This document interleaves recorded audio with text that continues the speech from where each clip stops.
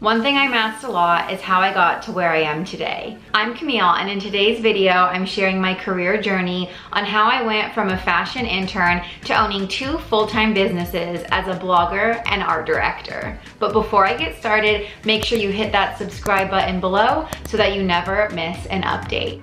I think that it's really easy today, especially with social media, to see people out there doing their thing and just assume that they sort of just woke up one day and that was their job, which really isn't the case oftentimes.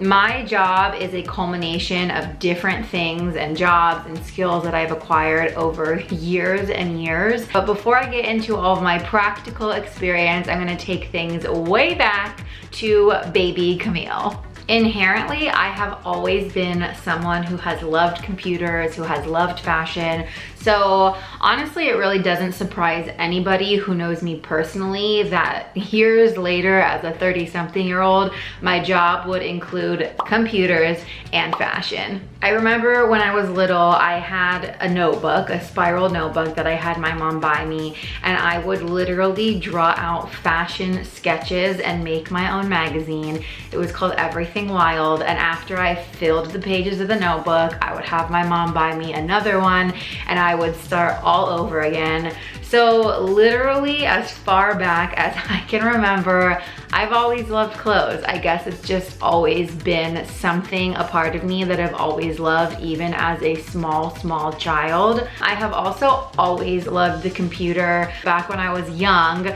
I begged my dad every single time we got one of those free America Online CDs in the mail, like, Dad, please, this is the internet. It can connect you and all of this stuff. And I'm not sure I really even understood what the internet was. It was just something super cool and super exciting to me. I've always been very technologically savvy. I was always the kid on the computer games at school and even outside of school. I taught myself how to code in the 7th grade because I wanted to build myself a website that basically had nothing on it except pictures I took from school. So clothing and the computer, apparently they're my 2 great loves that I never even knew. You know, I always had those 2 interests of the computer and fashion, although I don't think I ever really realized it until much later. Even when I went off to college, I was always super artsy, but I didn't know that an art director or a creative director was even a job you could get, and I wanted to keep my options open. So I ended up majoring in communication studies with a minor in art and a focus on graphic design. I went to college, and maybe my sophomore or junior year, I was lucky enough to get an internship at Denim, which I was absolutely thrilled about because I was this girl from San Diego moving to LA and got an internship in the fashion industry. I was the PR and marketing assistant there. It was really a happy accident since online shopping wasn't such a big thing like it is today. And because I was computer savvy, they were just like, great, Camille can do it. So yeah, that was sort of the start of my foray into the online digital world before I even knew it. It was maybe my junior year of college where then I discovered what public relations was. So I had this idea in my head that I was going to go to grad school for public relations, and I would land a job at a magazine and become an editor and decide what went in magazines and what didn't make the cut. So I became very obsessed with that, studied really hard.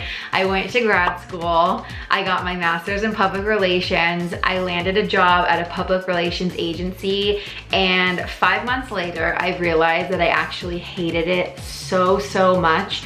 So I basically had to start all over. Luckily, I had that random e-commerce experience from Denim, which ultimately allowed me to get a job in the e-commerce department at 7 for All Mankind. And that's where I really learned the nitty-gritty of e-commerce. I learned about analytics, email marketing, creating content strategies, and that's actually where I honed all of my skills for photo shoots. I would collect samples, I would cast models for product photography for the websites. I did all of the content strategy for email marketing, so I'd work with the art department to style out the outfits that we needed to push for our emails, and I would go on set to make sure that we got the right things shot and whatnot. So I spent quite a bit of time at Seven for All Mankind just really learning the business of both e-commerce and photo shoots. I ended up getting a job opportunity at J Brand, and at the time that was like my dream company to work for.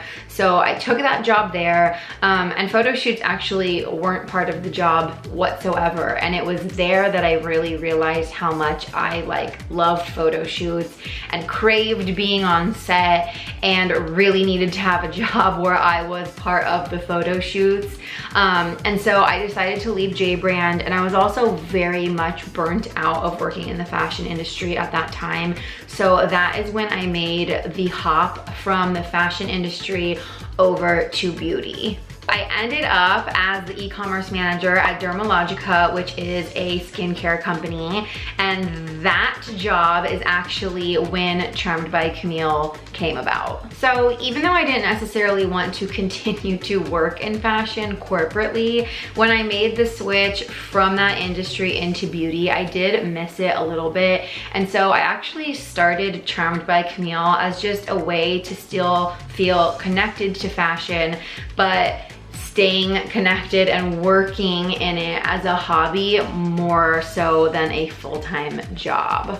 At Dermalogica, I continued my e-commerce journey, and I also was producing a lot of photo shoots for the company. So ultimately I was promoted to lead their social media and produce all of the content for the US market. And at that time I was also growing Charmed by Camille. So basically I had 2 full-time jobs. Whenever I wasn't at Dermalogica, I was working on my blog, I was working on Charmed by Camille.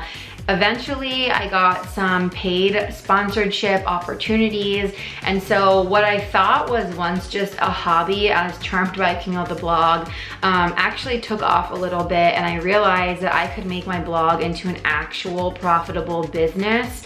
So I was doing really well at Dermalogica, my blog was growing, and basically I just came to this crossroads. I was absolutely exhausted working, like I said, basically 2 full-time jobs.